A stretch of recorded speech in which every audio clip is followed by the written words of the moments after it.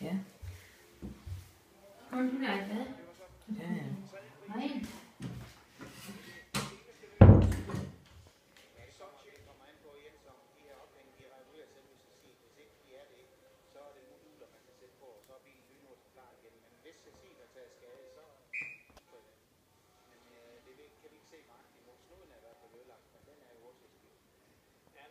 Vi får formentlig snart en melding.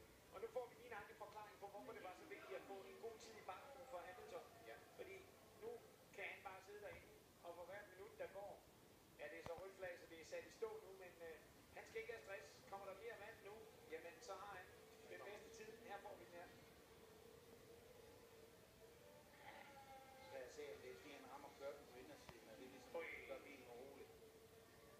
Det er svært at se, hvor meget